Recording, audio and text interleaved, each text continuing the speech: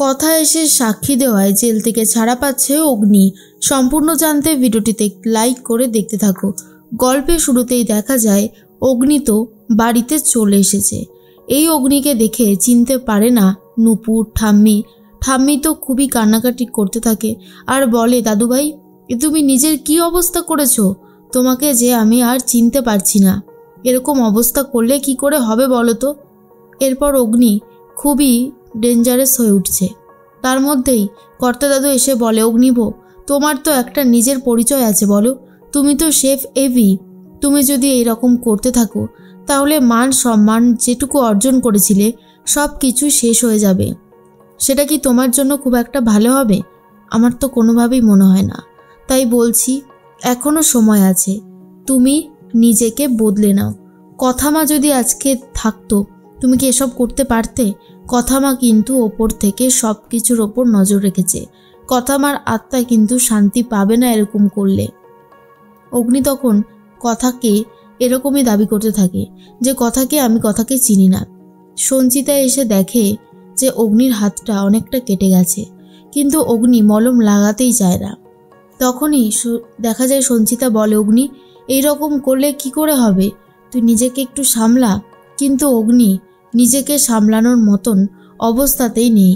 কথাকে কিছুতেই খুঁজে পাচ্ছে না। কথা যে চলে গেছে এটাও মেনে নিতে পারছে না। চোখের সামনে সেই বম ব্লাস্টের ঘটনাটা বারবার করে মনে পড়তে থাকে অগ্নির। আর তারপর অগ্নি নিজেকে কোনোভাবেই সামলাতে পারে না। এর মধ্যেই নীলাদ্রি বলে, পাচকমশাই আপনাকে নিজেকে সামলাতে হবে, এরকমভাবে ভেঙে পড়লে চলবে না। একটা কথা মাথায় রাখবেন, আমরা সবাই আপনার সাথে আছি, আপনার কোনো ক্ষতি হতে দেব না। এর মধ্যে অগ্নি ওপরে চলে যায়। ঠিক তখনই বাড়িতে চলে এসেছে পুলিশ এসে বলে, অগ্নিভোগ কোথায়? আমরা ওনাকে অ্যারেস্ট করতে এসেছি। তখনই অঙ্কিত বলে, কেন? ওনাকে অ্যারেস্ট করবেন কেন? উনি কি করেছেন?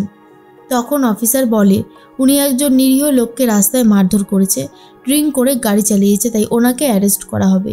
ঠাম্মি, সঞ্চিতা সবাই হাত জোর করে রিকোয়েস্ট করতে থাকে আর বলে, দেখুন ওনার অবস্থা ভালো নেই, সদ্য ওনার স্ত্রী মারা গেছে, তাই উনি এখন অনেক মানসিক চাপের মধ্যে দিয়ে যাচ্ছেন। আর তখন অঙ্কিত বলে, বিগ ব্রো অন্যায় ছাড়া কাউকে এইভাবে মারতে পারে না, আমরা বিশ্বাস করি না। কিন্তু তখনই অফিসার বলে, আপনারা বিশ্বাস করেন বা না করেন, আমি ওনাকে অ্যারেস্ট করে নিয়ে যাব, আপনারা চাইলেও আটকাতে পারবেন না। চিত্রার তো দেখে অনেক ভালো লাগে। চিত্রা মনে মনে ভাবে, বেশ হয়েছে, এবারে আমার ছেলে এই বাড়িতে রাজত্ব করবে। আমি তো এটাই চেয়েছিলাম, এর থেকে ভালো আর কি হতে পারে। তখন চিত্রা এটা ভেবে নিয়েছে যে অগ্নি তো চলে যাবে জেলে, আর এই জায়গাটা এখন দখল করবে আমার ছেলে অঙ্কিত।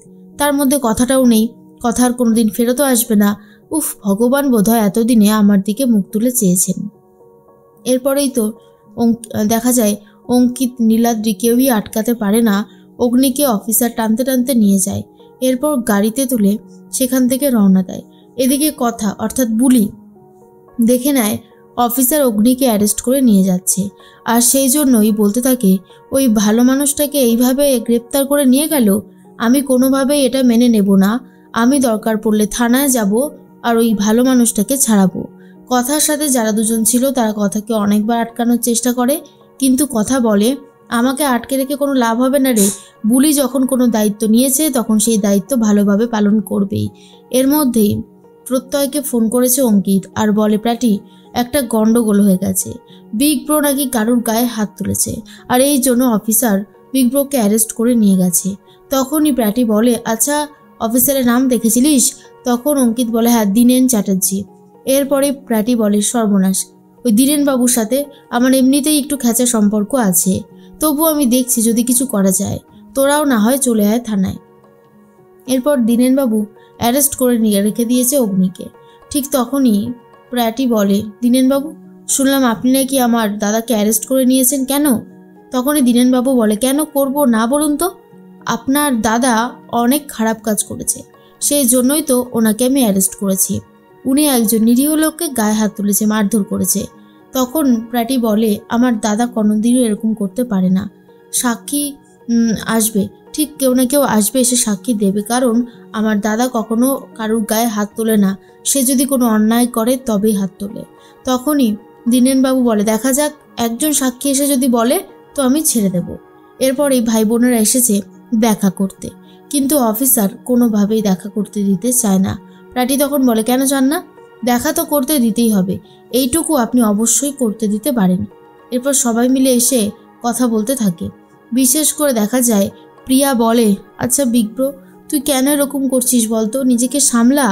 আমি জানি কথা আর কোনোদিনও ফেরত আসবে না, তুই সেই চিন্তাটাতেই মগ্ন হয়ে আছিস, কিন্তু এত পরিশ্রম করে এত দিন ধরে যেটুকু সম্মান কুড়িয়েছিলিস সব যে শেষ হয়ে যাবে। এর মধ্যে নীলাদ্রিও সেই একই কথাই বলছে।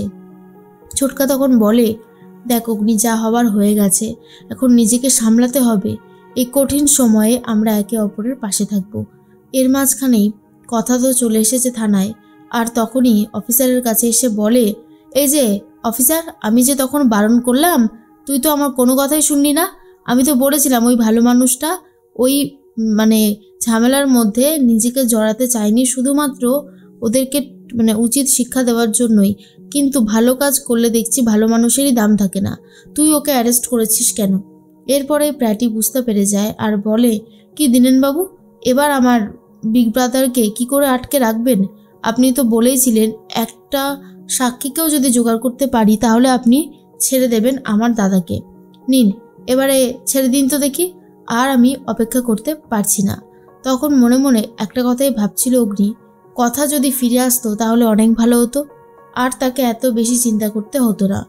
কখন যে কথার উপর এতটা ডিপেন্ডেন্ট হয়ে গেছে অগ্নি, সেটাই বুঝে উঠতে পারেনি।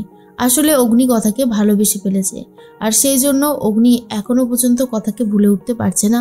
আর কথাও নিজের জেদকে বজায় রাখতে অগ্নিকে জেল থেকে বার করে তবেই ছাড়ছে।